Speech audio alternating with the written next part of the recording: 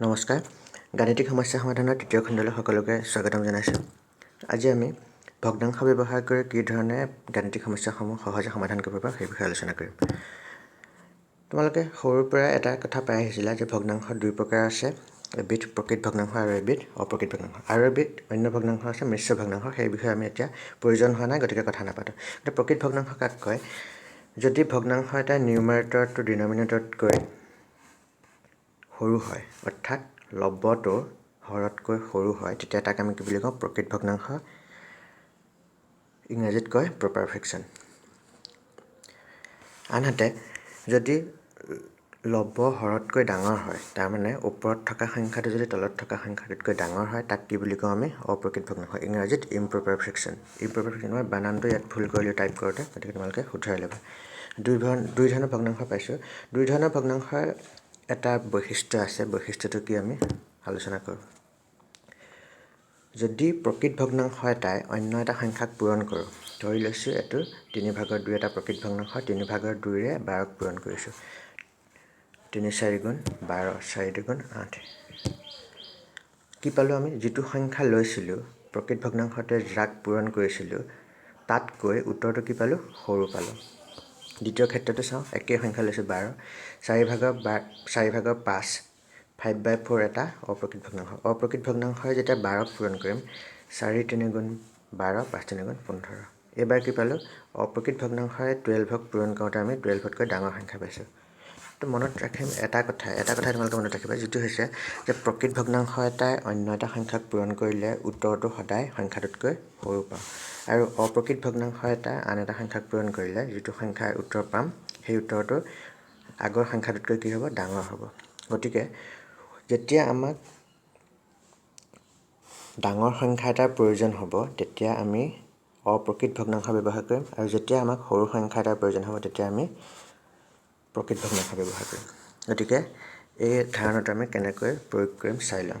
প্ৰথম প্ৰশ্নটো লৈছোঁ। প্ৰথম প্ৰশ্নটো হৈছে cost of 5 pence is ₹35। Find the cost of 12 pence।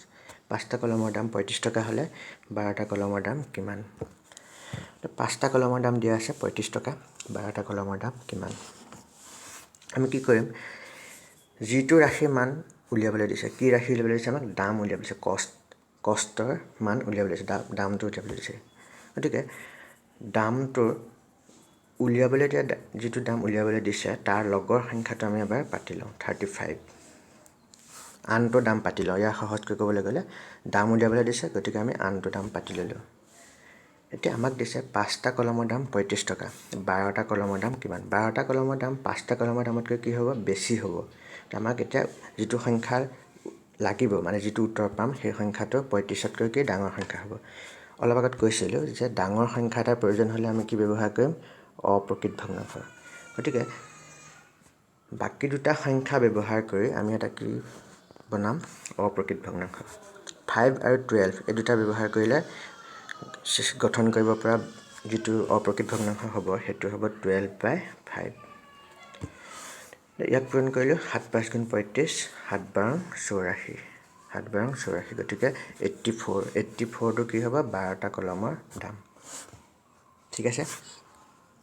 দ্বিতীয় প্ৰশ্নটো চাওঁ। দ্বিতীয় প্ৰশ্নটোত আমাৰ আৰু সহজভাৱে বুজি পাবা তোমালোকে। দ্বিতীয় প্ৰশ্নটো আছে cost of 3 kg sugar is ₹60। How much kg of sugar can be bought by ₹100।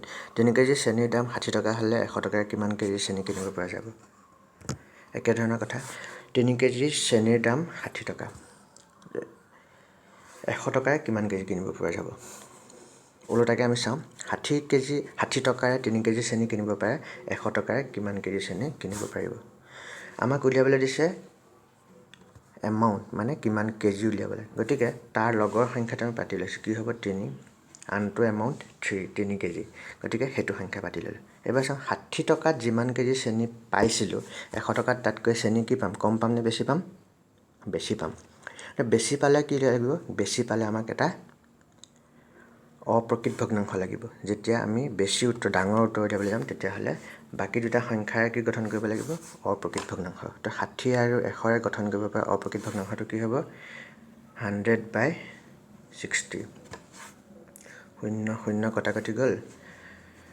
3 2 গুণ 6, 2 5 গুণ 10 অৰ্থাৎ কিমান কেজি চেনি পাম আমি 5 কেজি চেনি পাম 60 টকাৰে যদি 3 কেজি চেনি কিনিব পাৰোঁ তেনেহ'লে 100 টকাৰে আমি 5 কেজি চেনি কিনিবলৈ পাম পাছৰ প্ৰশ্নটোলৈ যাওঁ 8 workers can do a piece of work in 24 days in how many days 12 workers can do the same work 8জন মানুহে এটা কাম 24 দিনত কৰিব পাৰে একেই কামটো কৰিবলৈ 12জন মানুহক কিমান দিন সময় লাগিব একে ধৰণৰ প্ৰশ্ন 8জন মানুহে 24 দিনত কৰে 12জন মানুহে কিমান দিনত কৰিব একে ধৰণৰ আমি কৰিবলৈ চাওঁ আমাক দিন উলিয়াবলৈ দিছে বাকি থকা দিনটো পাতি ললো 24 দিন 8জন মানুহে 24 দিনত কৰিব পাৰে মানুহৰ সংখ্যা বঢ়াই দিয়া হৈছে 8জন মানুহে কৰিছিল এতিয়া আমি কেইজন কৰি দিলো 12জন 12জন মানুহে যদি কৰে কামটো সোনকালে শেষ হৈ যাব অৰ্থাৎ দিনটো কি লাগিব কম দিনৰ কাৰণে আমি কি ভগ্নাংশ ব্যৱহাৰ কৰিম প্ৰকৃত ভগ্নাংশ গতিকে বাকি দুটা সংখ্যা 8 আৰু 12 গঠন কৰিব পৰা প্ৰকৃত ভগ্নাংশটো কি হ'ব 8/12 12 24ক কিমান বাৰ যাব দুবাৰ যাব 2 8 গুণ 16 কি পালো 12জন মানুহে কামটো কৰিব 16 দিনত 8জন মানুহে যদি 24 দিনত কৰিব পাৰে 12জন মানুহে 16 দিনত কৰিব পাৰে আশা কৰোঁ তোমালোকে তিনিটা উদাহৰণ বুজি পালা পৰৱৰ্তী ভিডিঅ'টোত আমি ইয়াতকৈ কিছু কমপ্লিকেটেড কোৱেশ্চন ডিছকাছ কৰিম আজিৰ ভিডিঅ'টো ইমানেই যিসকলে প্ৰথম আৰু দ্বিতীয় ভিডিঅ'টো চোৱা নাছিলে তেওঁলোকে ডেছক্ৰিপশ্যন বক্সত গৈ প্ৰথম আৰু দ্বিতীয় ভিডিঅ'টো চাই ল'ব পাৰিবা